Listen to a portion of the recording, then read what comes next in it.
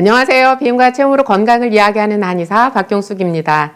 요즘처럼 날씨가 제법 쌀쌀해질 때 먹으면 딱 좋을 만한 단백질 영양 한 끼. 지난주에는 김굴 떡국 소개해 드렸는데요. 한번 끓여서 드셔보셨는지요? 의외로 맛이 괜찮을 거예요. 그리고 속도 편안한 편이고요. 그리고 떡국을 소화하기 좀 힘드신 분들은 떡국을 빼고 그냥 김굴국을 끓여서 드시는 것도 좋다. 이렇게 말씀을 드렸습니다. 자, 오늘은 그 단백질 영양 한 끼 2탄 소개해 드리도록 하겠습니다.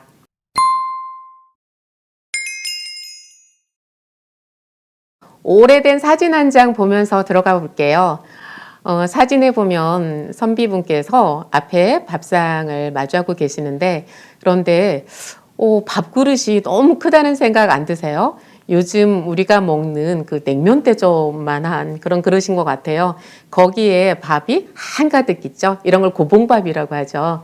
이렇게 드시고 계셔요. 그리고 또 옆에 보면 선교사님에게 이렇게 대접했던 밥상인데, 여기에서도 보면 밥그릇이 굉장히 크고 한가득 있어요. 자, 이 시대에는 왜 이렇게 밥을 많이 드셨을까? 그 58년 전후에 이렇게 태어나신 분들은 아마 어렸을 때 이렇게 못지않게 큰 그릇에 이렇게 밥을 담아서 드셨을 거예요. 그렇지 않나요? 저희 어렸을 때만 해도 밥그릇이 굉장히 컸거든요. 자, 이 시대에는 이 시대뿐만이 아니라 저희 어렸을 때만 해도 그랬죠. 이 밥에 고깃국. 이거면 거의 최고 밥상으로 알았던 그런 시절이 있었어요. 그만큼 고기를 먹기 힘든 그런 시절을 살았던 건데요. 이 시대에는 이렇게 고기를 먹기가 너무 힘들다 보니까 사실 동물성 단백을 섭취할 수 있는 기회들이 너무 적었어요. 그러니까 조상분들께서는 이 밥을 통해서 단백질을 섭취할 수 있는 이런 방법을 터득하셨던 것 같아요. 물론 뭐 그런 생각을 하고 드셨는지 아닌지는 모르겠지만 이 밥에 콩이라든지 여러 가지 잡곡을 듬뿍 넣어서 밥을 지어서 드셨던 거죠. 그러다 보니까 우리가 요즘은 잡곡밥, 콩밥 해도 콩이 그냥 드문드문 하나 있잖아요. 그런데 저희 어린 시절 또는 그 이전의 시절을 돌이켜보면 콩을 넣어도 몇 개 넣은 것이 아니라 듬뿍 많이 넣었다는 거죠. 그래서 우리말로 그냥 콩이 거의 대글대글 굴러다닌다. 그렇게 말을 할 정도로 이렇게 많이 넣어서 드셨는데, 이런 식으로 단백질 섭취했던 그런 조상님들의 지혜가 아니었나? 이제 이런 생각도 들어요. 그런데 요즘은 이렇게 잡곡들로 또는 콩으로 단백질 섭취하지 않아도 단백질을 섭취할 수 있는 기회들이 굉장히 많아졌죠. 그냥 뭐 고기라든지 생선이라든지 계란이라든지 여러 가지 단백질 음식들을 먹을 기회가 많아졌어요. 그런데 문제는 그 이전에 우리의 어떤 습관, 이런 것들이 생각보다 이렇게 변하는 게 쉽지 않다는 것. 그래서 좀 전에도 말씀드렸듯이 이렇게 58년 전후에 태어난 그런 분들은 그 부모님의 어떤 습관대로 부모님들은 가난한 시절을 살다 보니까 그냥 먹을 수 있을 때 많이 먹어야 하는 이제 그리고 내 자식에게 충분히 먹이고 싶은 이제 그런 욕심들이 있으셨죠. 그러다 보니까 밥을 꾹꾹 눌러서 이렇게 이제 밥상에 올리곤 했는데 이렇게 많은 밥을 먹는 습관은 그대로 있으면서 거기에다 고기도 많이 먹는 습관. 그러니까 밥도 많이 먹고 고기도 많이 먹고 이것저것 다 같이 많이 먹어버리는 이제 그런 습관을 가지게 된 거죠. 그러면서 이제 운동량이라든지 우리의 어떤 일하는 패턴들이 많이 바뀌면서 에너지의 소모는 줄어들고 우리가 섭취하는 열량들은 너무 많아지고 이러면서 이제 대사성 질환들이 뭐 당뇨라든지 고혈압이라든지 고지혈증이라든지 이런 혈관병들이 많이 생기게 되었다는 거죠. 자, 그렇다면 이제 우리가 이런 것들을 좀 생각을 해보면서 예전에는 그 부족한 단백질을 그 밥을 통해서 많이 섭취를 했다면 지금은 우리는 또 다른 양질의 단백질을 충분히 섭취하고 있기 때문에 밥량은 어느 정도 줄이는 게 맞다. 이제 이런 생각도 한번 하고 지나갔으면 해서 제가 이 사진을 보았어요. 그래서 오늘 그 양질의 단백질을 섭취할 수 있는 겨울철 제철 음식으로서 제가 꼬막 비빔밥 한번 준비해 보았는데요. 대한민국 국민들이라면 꼬막 싫어하시는 분들 거의 없을 것 같아요. 그죠? 어떻게 보면 굉장히 흔한 음식일 수도 있는데, 저는 또 꼬막 비빔밥을 어떻게 해 먹는지 한번 소개해 볼게요. 자, 사진을 보면서 들어가 볼까요?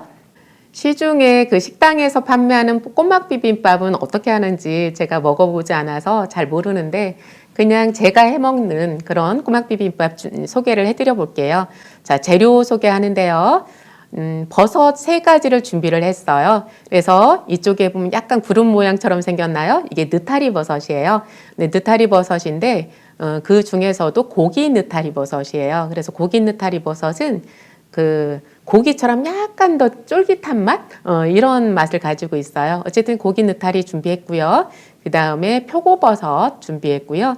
여기에 있는 것이 그 참송이버섯이라고 해서 이것은 제가 잘 모르는 버섯인데 이제 버섯을 사러 나갔다가 이렇게 좀 이렇게 흔하지 않은 그런 버섯이 있더라고요. 송이버섯 하면 우리가 굉장히 귀하게 여기잖아요. 근데 참송이 그러면 그런 비슷한 맛이 나지 않겠나 싶어서 한번 준비를 해봤어요. 이렇게 3가지 버섯을 준비했고요. 그 다음은 무와 콩나물을 준비했는데요. 콩나물은 우리가 정말 많이 먹는 반찬거리잖아요. 그런데 여기서 콩나물을 선택할 때 주의사항 하나 말씀을 드려볼게요. 이제 포장된 콩나물을 산다고 했을 때 이 무첨가 이것을 꼭 확인하셨으면 싶은 거예요. 요즘은 이제 채소라든지 뭐 여러 가지 곡물들에도 성장 촉진제라든지 이런 첨가물들을 넣는 경우가 추가하는 경우들이 많아서 그거를 좀 확인했으면 좋겠는데요. 물론 이 첨가물을 섞었다는 것은 추가를 했다는 것은 현재로서는 건강에 큰 뭐 해를 끼치지 않으니까 분명히 허가를 해줬을 것이고 이렇게 사용을 했겠지만 그런데 우리가 어떤 화학 조미료라든지 이런 것들을 음식에 활용한 그런 그 기간이 생각보다 길지 않아요.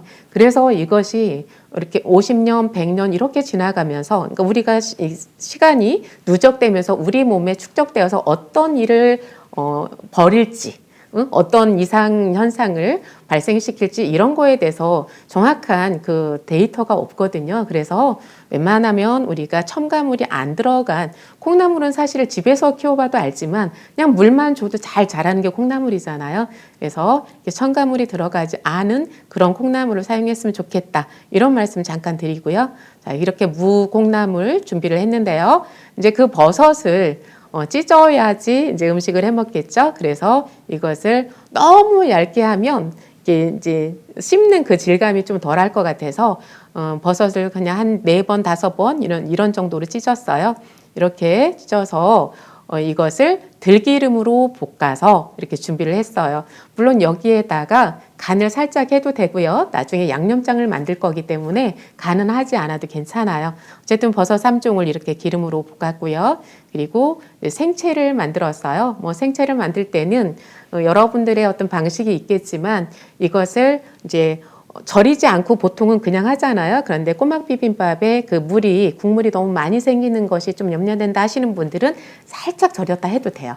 그런데 여기에서 이게 절인다 했을 때 이제 소금으로 절이는 방법도 있잖아요. 그런데 소금에다가 설탕을 약간만 넣어서 제가 음식에다 설탕을 많이 사용하지 않는데 이렇게 이제 비빔밥 할 때에는 약간의 그 감싸주는 맛이 들어가면 좀 편안할 수 있거든요. 그래서 소금과 설탕 아주 약간만 넣어서 살짝 절였다가 물 조금만 따라내고 이렇게 하는 방법도 있어요. 저희는 이제 그렇게 준비를 해봤고요. 어쨌든 생채까지 이렇게 준비를 했어요. 자, 그러면 이제 채소 준비는 끝났어요. 버섯 3종과 무 그리고 콩나물 이렇게 준비를 했는데요. 그 다음은 이제 가장 주된 메뉴 이제 꼬막이 있겠죠. 그래서 꼬막 삶는 방법도 또 굉장히 여러 가지가 있더라고요. 인터넷에서 찾아봐도 막 어떤 분들은 이렇게 끓는 물에다 이렇게 넣는다고 하는 분들도 있고 어떤 분들은 찐다고도 하고 막 여러 가지 방법들이 있는데 그런데 제가 여러 가지 방법들을 써봤는데 저는 이제 이렇게 하는 게 제일 좋더라고요. 어떻게 하냐면 그냥 처음부터 꼬막을 넣고 충분히 해감된 꼬막이겠죠. 꼬막을 넣고 이제 끓이는 거예요. 그런데 마무리가 굉장히 중요해요. 끓이다가 꼬막이 입을 열기 시작할 때 꼬막 전체가 아니라 하나, 둘, 3개 꼬막 한 2-3개 정도가 입을 연다 싶으면 그냥 얼른 불을 꺼버리는 거예요. 그리고 불을 끄고 뚜껑을 덮은 채로 그대로 놔두는 게 아니라 그것을 그냥 바로 체에다 받치는 거예요.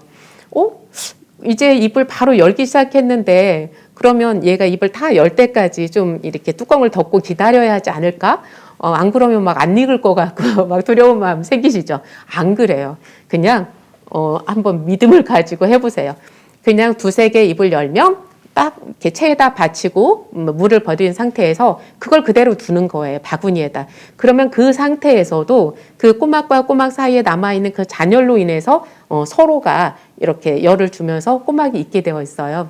그래서 그거를 이제 입을 완전히 열지 않아도 괜찮아요. 그냥 그거를 그 꼬막 뒤에서 이렇게 여는 거 아시죠?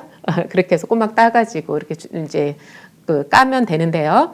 자, 그렇게 해서 꼬막을 까서 이렇게 준비를 한 거예요. 그러면 꼬막을 까는 동안 이게 다 식어버리잖아요. 그래서 이제 어떻게 하시냐면, 죄송해요. 그 꼬막 삶은 물을 버리면 안 돼요. 그 꼬막 삶은 물을 사용을 할 거거든요.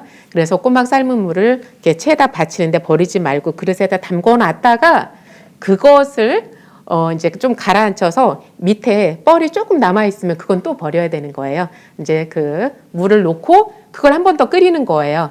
그 물에다가 꼬막을 한 번 더 헹구는 거예요. 이게 뭐냐면 국수를 우리가 끓여 먹을 때 국수를 삶아서 면을 건져놨어요. 그런데 직접 이제 국물에다 말아 먹을 때 그냥 찬 국수를 이렇게 넣어버리면 국물이 막 차가워지잖아요. 그래서 이렇게 제대로 맛있게 따뜻하게 먹기 힘들잖아요.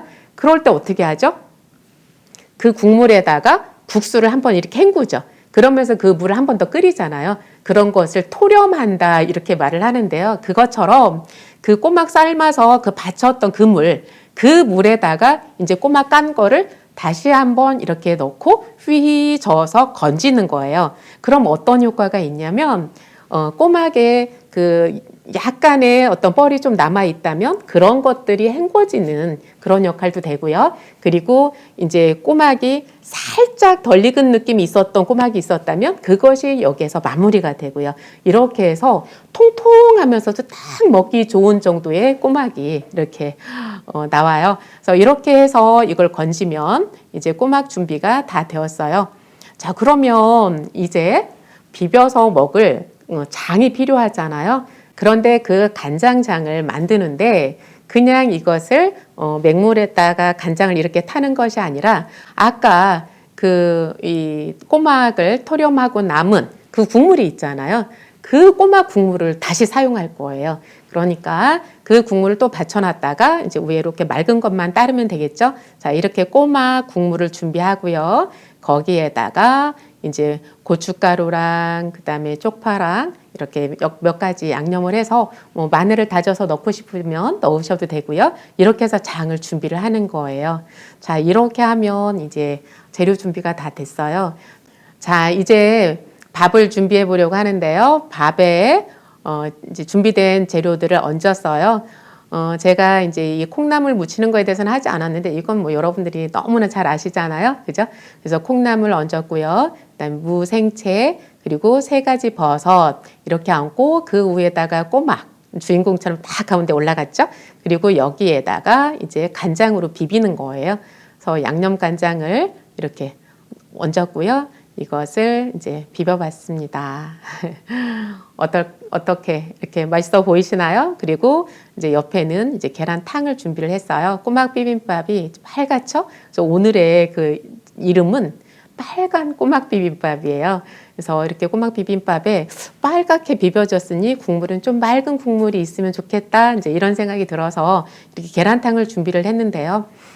빨간 꼬막 비빔밥에 대한 총 정리를 한번 해볼게요. 그 동물성 단백질로서 꼬막 들어갔고요.